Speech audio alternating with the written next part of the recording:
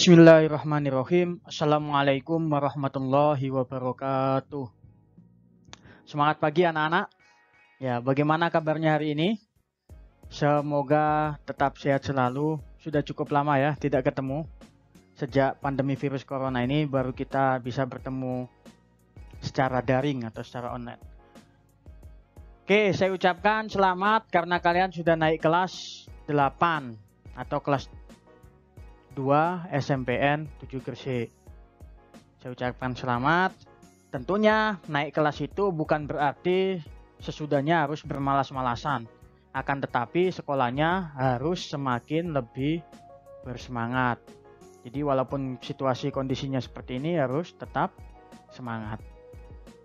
Sebelum mengawali pelajaran, marilah kita berdoa agar supaya proses pembelajaran kita nanti bisa mendapatkan manfaat baik di dunia maupun di akhirat. Bin niyatin doa wa ala kulli niyatin sholihah. Al-Fatihah. Bismillahirrahmanirrahim.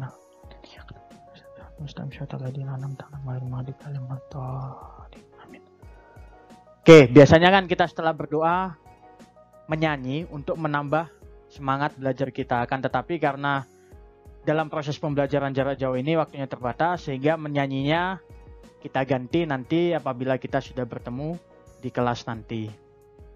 Pokoknya pesan saya satu, tetap semangat dan stay at home. Jangan keluyuran keluar rumah, tetap jaga kesehatan, tetap jaga keselamatan. Mengawali pembelajaran pada hari ini, bisa dilihat gambar di depan itu, kira-kira gambar apa? Menurut kalian itu gambar apa yang ada di slide itu? Jadi di slide itu gambar orang sedang gotong royong atau bisa juga kerja bakti yang dilakukan di sungai. Kebetulan foto ini diambil dari atas jembatan sungai antara Kebun Daya, kemudian laut sungai, kebun laut, nah itu sungai di situ. Jadi sampahnya kotor, kemudian diadakan kerja bakti atau gotong royong membersihkan sampah yang ada di sungai. Kegiatan gotong royong tersebut mencerminkan pengamalan salah satu sila Pancasila, yaitu sila Persatuan Indonesia. Karena apa? Kalau dibersihkan sendiri pasti akan terasa berat, tapi karena dibersihkan secara bersama-sama dengan bersatu, tidak membeda-bedakan, berat sama dipikul, ringan sama dijinjing, masuk pada sila ketiga yaitu Persatuan Indonesia.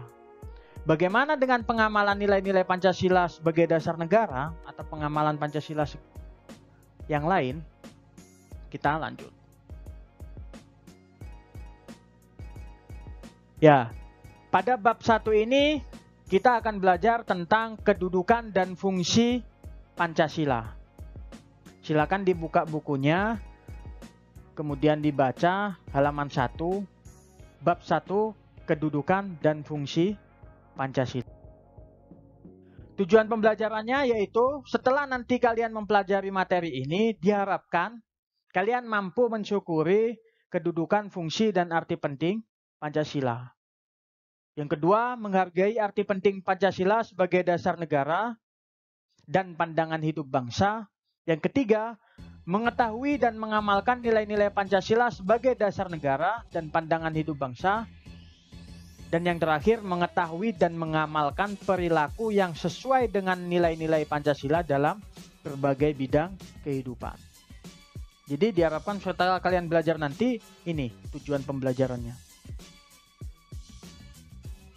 Lah, mind mapping atau peta konsepnya, kata kuncinya dalam bab 1 ini, jadi kata kunci utamanya atau judulnya adalah kedudukan dan fungsi Pancasila. Nanti ada beberapa kata kuncinya atau subnya.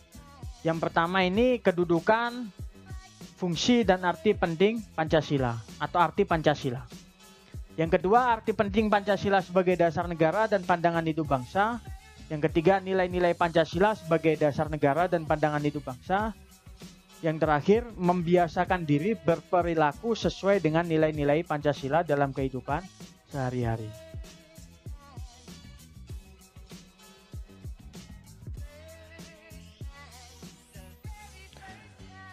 Oke, untuk mengingat-ingat pelajaran yang telah lalu atau pelajaran ketika kelas 1, menurut kamu kira-kira Pancasila itu apa? Atau jangan-jangan sudah lupa? Pancasila itu apa sih? Ada yang masih ingat? Ya, paling tidak sudah mulai mengingat sedikit. Jadi menurut Muhammad Yamin, kalau disimpulkan itu, Pancasila merupakan 5 dasar yang berisi pedoman atau aturan tentang tingkah laku yang penting dan baik. Itu adalah Pancasila. Jadi 5 dasar. Karena panca itu 5, sila adalah sendi atau dasar.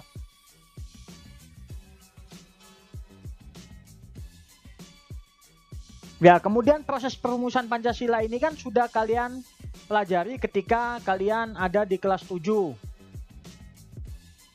Masa sudah lupa? Ya, biar tidak lupa kita coba ingat-ingat sejenak tentang proses perumusan Pancasila. Jadi yang pertama, proses perumusan dasar negara yang dilakukan oleh BPUPKI, atau sebenarnya itu lebih tepatnya BPUPK karena dulu nama Indonesia belum ada. Pada tanggal 7 Agustus BPUPKI dibubarkan lalu diganti PPKI. Pada 18 Agustus PPKI melaksanakan sidang dan salah satu hasilnya adalah menetapkan dan mengesahkan Undang-Undang Dasar Negara Republik Indonesia tahun 1945. Yang dimana dalam undang-undang tersebut ada pembukaan dan batang tubuh. Dan Pancasila itu terkandung dalam pembukaan Undang-Undang Dasar Negara Republik Indonesia tahun 1945.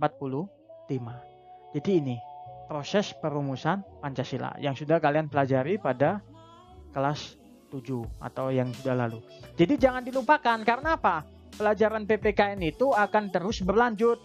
Ada keterkaitan antara pelajaran kelas 7, pelajaran kelas 8 maupun di kelas 9. Bahkan nanti sampai kalian SMA itu akan tetap berkaitan. Sehingga jangan sampai sudah belajar satu, kemudian kedua, satunya dilupakan. Tetap harus diingat karena ini semua saling berkaitan. Jadilah rumusan dasar negara Pancasila yang sah dan benar terdapat di alinea keempat pembukaan Undang-Undang Dasar Negara Republik Indonesia tahun 1945. Ya, itu sekedar untuk mengingat biar tidak lupa, pemanasan sebelum kita memasuki pembelajaran pertemuan pertama pada kelas 8. Kedudukan dan fungsi Pancasila. Secara umum atau garis besarnya, kedudukan dan fungsi Pancasila itu hanya ada 2. Yaitu 1, Pancasila sebagai dasar negara, dan yang kedua, Pancasila sebagai pandangan hidup bangsa. Jadi 2 ini garis besarnya. Selanjutnya, dari garis besar tadi yang 2 itu, sudah dikenal lama pula fungsi Pancasila yang lainnya. 1, yaitu Pancasila sebagai jiwa bangsa Indonesia.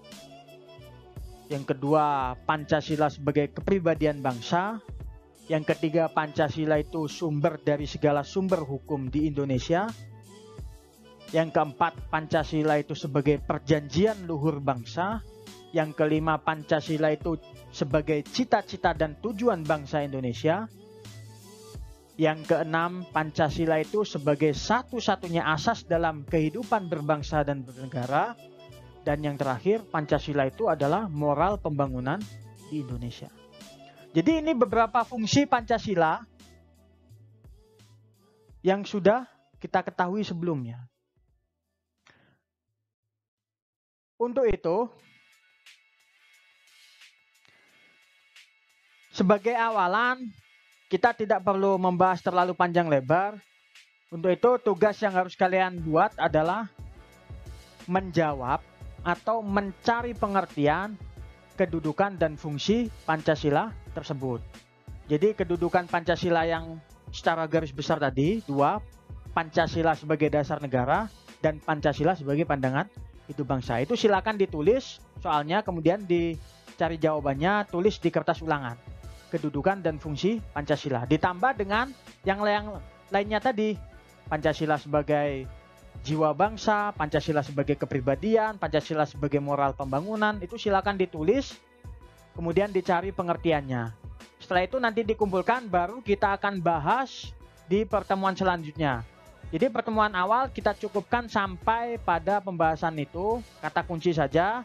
Dari kata kunci tersebut kemudian kalian cari, kalian bisa baca di buku maupun sumber-sumber lain yang bisa memudahkan kalian memahami pembahasan pada bab ini.